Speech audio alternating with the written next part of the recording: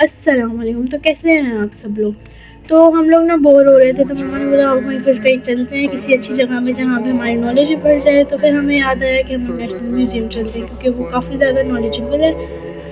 तो हम लोग यहाँ घूम रहे हैं। ये नीचे का हिस्सा था नेशनल म्यूज़ियम का। ये पुराने ज़माने के पत्थर और मूर्तियाँ पड़ी हुई थी मोनजोदड़ो की। मोनजोदड़ो वो शहर है जो मतलब अब तो तबाह बर्बाद हो चुका है, बिल्कुल हड़प्पा की तरह, और हड़प्पा भी बिल्कुल ऐसे ही तबाह हो चुका है। लेकिन अभी सबका कहना है कि सिंध के 5000 साल कदीम शहर, कदीम चीज़ों का ढूंढना अभी जारी है मोनजोदड़ो में। आप सभी जानते हैं मोनजोदड़ो के बारे में, जैसे जिसे मुर्दोवा टेला भी कहा जाता है। लेकिन मैंने सुना है इसका असल नाम आज भी किसी को नहीं पता। सुनने में आता है कि जब आर्कियोलॉजिस्ट के मोनजोदड़ो ने खुदाई करी तो वो ख़ुद भी चौंक गए थे, क्योंकि यहाँ के लोग उस वक्त के लिहाज से काफ़ी ज़्यादा मॉडल थे। आप ये मूर्तियाँ और स्केलेटन्स वगैरह देख सकते हैं कि उन्हें मतलब ज्वेलरी वगैरह अभी वो भी दिखाई देंगे। और हड़प्पा और मोनजोदड़ो कदीम सामान मिला, उसे ये पता लगता है कि वो ज़िंदगी जीना सीख चुके थे। मतलब आप ये सामान देखें कितना कदीम सामान है। आप इन लोग की मूर्तियाँ चेक करें आज के ज़माने के लिहाज से। यहाँ के लोग पक्की ईंटों के मकानों में रहते थे। कहा जाता है कि वहाँ के पासियों का मज़हब बुद्ध मुत्ता था। उमर नामी एक शख्स था इस शहर को बनाने में जिसका काफ़ी बड़ा हाथ था, इसलिए इसका नाम मोनजोदड़ो पड़ गया। मतलब उसके नाम पे उसका नाम मोनजोदड़ो पड़ गया। अगर आप इनके बर्तन वगैरह चेक करें तो आपको ये भी नज़र आएगा कि इस पे ना कुछ लिखा हुआ है। कहा जाता है इनके बने हुए बर्तन और हाथ से बनी हुई चीज़ों पर जो कुछ है आज तक पढ़ा नहीं जा सका, इसलिए ये राज मिट्टी के साथ ही दफन हुए नज़र आ रही हैं। हमने मोनजोदड़ो की काफ़ी सारी चीज़ें देखी थी। मतलब ये जो म्यूज़ियम था काफ़ी ज़्यादा इंफॉर्मेटिव रहा हमारे लिए। आप लोग देख सकते हैं यहाँ पे मतलब जो इतनी सारी छोटी छोटी मूर्तियाँ, और मतलब कुछ यहाँ पे ऐसी मोहरें भी पड़ी हुई थी। ये आप मोहरें वगैरह देख सकते हैं। यहाँ पे कुछ ऐसी मोहरें थी कि कहा जाता है कदीम ज़माने में रिवाज था कि जब लोग घर से जाते थे तो मोहर लगा देते थे, और हर एक मोहर एक देवता की तस्वीर बनी थी, और इनका ये अकीदा था कि देवता इनके घर की हिफाजत करेगा। और ये जो मूर्ति है काफ़ी मशहूर मूर्ति है, इसे प्रीस्ट किंग के नाम से पहचाना जाता है। 1972 में एक समझौते के तहत प्रीस्ट किंग को इंदिरा गांधी ने पाकिस्तान को दे दिया था, और अब ये पाकिस्तान के इस नेशनल म्यूज़ियम में है। और ये म्यूज़ियम कराची सदर के साइड पर है। और बस हम लोग यहाँ घूम रहे हैं, और ये बहुत इन्फॉर्मेटिव रहा था। और जो चीज़ हमें नहीं पता थी वो साइड पे लिखी हुई भी थी। इन सब के साथ एक पेज लगा हुआ था। उर्दू वाले जिन्हें इंग्लिश नहीं आती वो उर्दू पढ़ेंगे, और जिन्हें उर्दू नहीं आती वो इंग्लिश पढ़ेंगे। काफ़ी सारी चीज़ें साथ ही लिखी हुई थी उसके, इस वजह से हमें सब कुछ समझ में भी आया। और हम लोग घूम रहे हैं, वीडियोस बना रहे थे, एंजॉय किया हमने काफ़ी ज़्यादा। और जो यहाँ से मतलब सिक्के, बर्तन, जो भी चीज़ें मिली थी उन पर अगर कुछ लिखा हुआ था तो वो बिल्कुल मतलब किसी को अभी तक समझ में ही नहीं आया क्या लिखा हुआ है। अभी तक मतलब किसी के पढ़ने में ही नहीं आई वो चीज़ें। अब भी इनकी दरियाफ्त जारी है, देखते हैं आगे क्या होता है। ये इनके बर्तन वगैरह हैं, काफ़ी सारे बर्तन थे। ये इनका कोई भगवान है। फिर हम लोग मटके की तस्वीर बनाते हुए, वीडियोस बनाते हुए, फिर हम लोग गए गांधरा गैलरी। यहाँ पे काफ़ी सारे भगवान पड़े हुए थे इनके, मतलब सिर्फ इनके नहीं और भी मतलब काफ़ी सारे भगवान पड़े हुए थे, आप देख सकते हैं। और दोस्तों इसके अलावा यहाँ से संगे सुलेमानी और दीगर पत्थरों से बनी हुई शतरंजें वगैरह भी मिली थी। मतलब इससे साबित हो रहा था कि उनकी तफरी का सामान था, ये सब उनसे मतलब खेलते थे जैसे हम लोग खेलते हैं। काफ़ी सारे यहाँ पे पड़े हुए थे जैसे आप देख सकते हैं। यहाँ पे मतलब सबकी गैलरीज बनी हुई थी, और उसमें लिखा हुआ था कौन सी गैलरी किसकी है। बस हम उसमें जा रहे थे, और गार्ड्स बाहर ही बैठे हुए थे, वो भी हमें गाइड कर रहे थे। और साथ साथ अगर कुछ समझ नहीं आ रहा था वो हमें कहानियाँ भी सुना रहे थे। काफ़ी अच्छी गाइडेंस मिली हमें इससे। ऐसी जगहों पे हमें जाना चाहिए, हमारी इन्फॉर्मेशन भी बढ़ती है।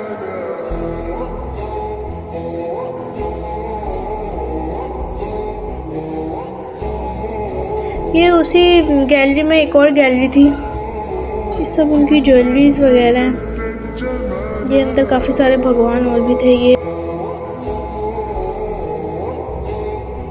मंदिर टाइप का बना हुआ था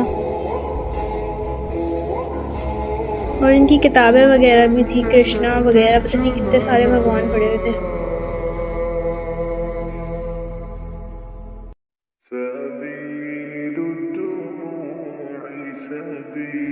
और बहुत सारे यहाँ पे मूर्तियाँ पड़ी हुई थी। ये एक और भगवान, इन भगवान की भी क्या क्या बातें थी वो सारी इनके साइड पे लिखी हुई हैं। फिर हम लोग कुरान गैलरी में आए। यहाँ पे जो बड़ी बड़ी शख्सियात ने कुरान लिखे थे वो रखे हुए हैं। कल भी स्टोरीज सुना रहे थे और इनकी कहानियाँ भी सुना रहे थे। ये फिर हम लोग सिक्के की भी गैलरी में आए, कॉइन्स गैलरी में। यहाँ पे काफ़ी सारे पुराने, जितने भी पुराने कॉइन्स थे वो पड़े हुए थे। ये उनकी मोहरें वगैरह थी। फिर इसके बाद हम लोग दूसरी गैलरी में गए जहाँ पाकिस्तान की हिस्ट्री वगैरह लिखी हुई थी। ये सारी वो शख्सियात हैं जिन्होंने पाकिस्तान आज़ाद करने में मदद की थी, मतलब उनका किरदार हासिल है। ये मीनार पाकिस्तान जहाँ करारदादें मंजूर हुई थी और इसकी भी हिस्ट्री लिखी हुई थी।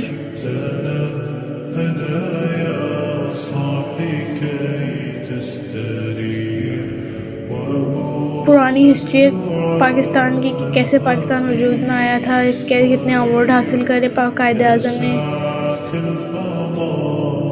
दिखाया गया सारी पिक्चर्स वगैरह। ये इलामा इकबाल की पगड़ी, उनकी छतरी, ये इलामा इकबाल की सारी चीज़ें हैं, उनकी मशहूर किताबें। और ये जो टेबल था ये कॉन्फ्रेंस टेबल था। यहाँ पे बैठी कॉन्फ्रेंस हुई थी पाकिस्तान की, जो मीटिंग हुई थी वो इस टेबल पे बैठ के हुई थी। और ये जी तलवार है।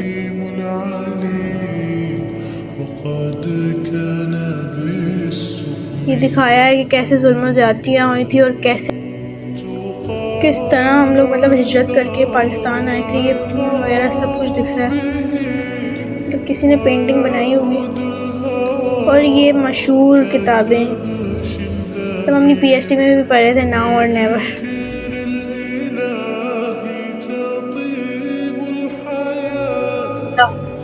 और ये बलूचिस्तान का कल्चर है, ये उनके कपड़े और ये चादर वगैरह सब कुछ, इसकी भी इंफॉर्मेशन की हुई। और ये मैं इसे प्यार करते हुए प्यारी लग रही थी डमी। उसके बाद हम लोग चलते गए, एंजॉय करते गए, तो वीडियोस भी नहीं बन रही थी सही से शीशे की वजह से। फिर ये एक और मूर्ति है, काफ़ी खौफनाक भी थी। ये ज्वेलरीज वगैरह कोई सिंध की, कोई खैबर पख्तून की, हर जगह की। और ये सिंधी कल्चर आ गया, सिंधी माड़ो, ये सिंधियों की हाथों से बनाई हुई चीज़ें हैं।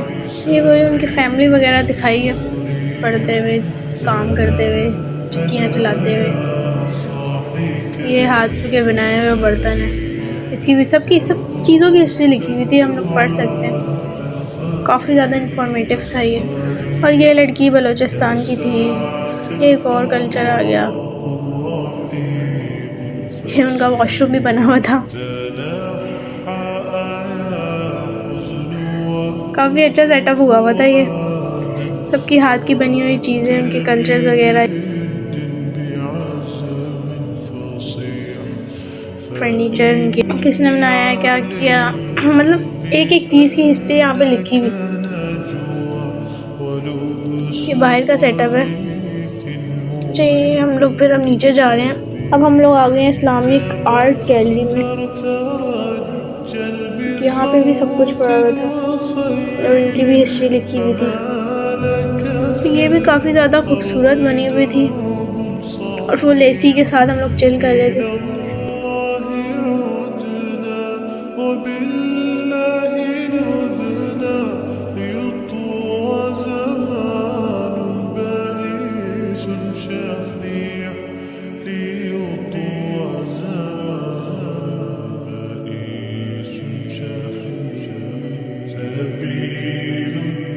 ये उसके आगे एक और गैलरी थी, मतलब उसी के अंदर बनी हुई थी ये गैलरी भी।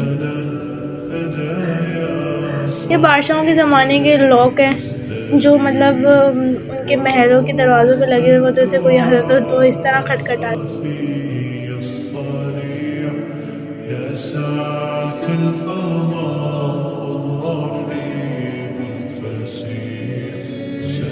और ये उनके कारपेट वगैरह, उनके हाथों से बनाए हुए कारपेट।